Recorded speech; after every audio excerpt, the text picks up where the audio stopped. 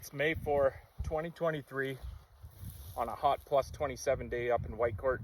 I took the Virginia Hills Road north and then I turned east on Ocelot, came down south on one of the side roads to an old block that I was part of 5 years ago.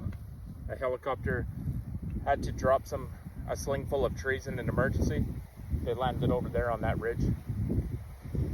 I took those crushed and pancake trees and planted them here in this low wet site, which is not the best microsites for a pine tree, but some did survive, like this one.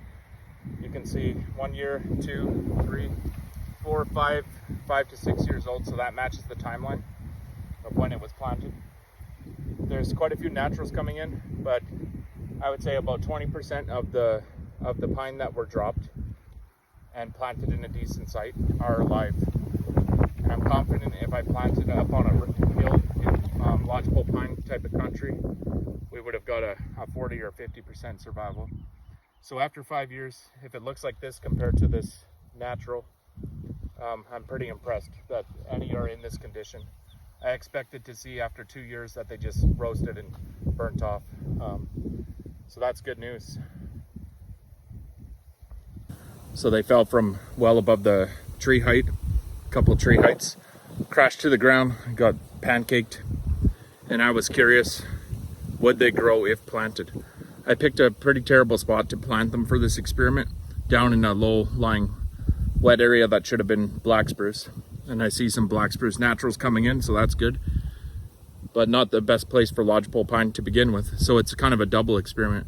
Not only were they dropped, but they were planted in a terrible site. Is there any survival? The answer is yes, there is some. You look right here at these two, you can kind of see they're 5 years old. That I think matches the timeline, so that's not a natural. And I actually remember planting in these rips. So that one looks good. The one over here, whether that's from the impact, the shock, or it was doing good and then suffered from drought, or both, I don't know. But I'm finding this quite frequently, that there's some really good pine followed by some chlorotic looking stressed trees like this. It's hard to say what the winters have done to them too, and the snow cover and all the other factors. But in comparison to the rest of the block, I would say it's looking pretty average. Well, you come across a couple like this, which is kind of shocking to me because there's no doubt that's not a natural. It was planted by me and it's within the perimeter where I was the only person in here. It's all flagged off. I personally flagged it so that I would know that these trees came from me and from the dropped impact site. So it's pretty amazing that after 5 years that we have a tree like that in that shape. And there's more than one. There's probably about 50 that I counted that are in good condition that were clearly planted. There's obviously some naturals surrounding it that are on year 2 or 3, like these smaller ones. Some natural black spruce, some natural white spruce, balsam poplar, shrubs, trembling aspen. Looks like some yarrow over there by that little mound. And I remember in this residual, which was black spruce mature, there was actually some cloudberry in the feather moss there.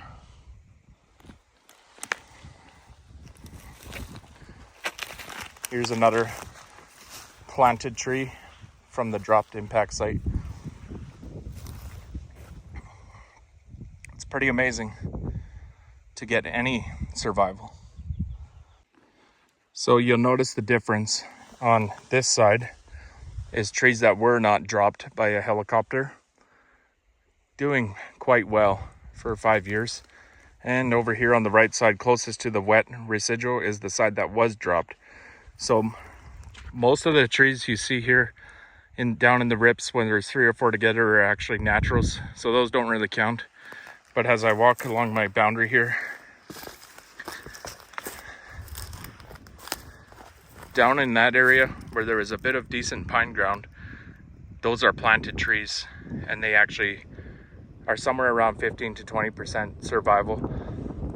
You can see a lot of red in the first 2 years, And I don't know if that's related to just this most recent drought and they're going to bounce back after the rain on Friday. I'm not sure. But certainly some of those trees right there were planted. That one for sure. The next one over there. And then two of those are ones I took photos of. And then that's one of the best ones right there. That was 100% planted. So there again, a dropped tree, but on a very nice microsite compared to the wet ground right around the corner there. So I'm almost thinking survival would have been closer to 50% if not for planting in terrible microsites. And that's an example right there. If it can survive the shock from being dropped and put on 5 years of growth, nothing makes me believe that it wouldn't live on this way for another 80 years. Maybe I'm wrong, I don't know. But then you get over here into a spot like this, which was a burn pile. The trees should have done exceptionally well right here. But then there's only this one, which is very stressed looking, and really nothing else except a couple naturals. I don't really understand why nothing grew here. They could have just been unlucky trees that got squished extra more than the other ones, extra crushed.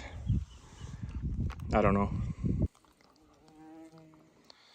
So I dug up one that's practically dead, tiny bit of green left.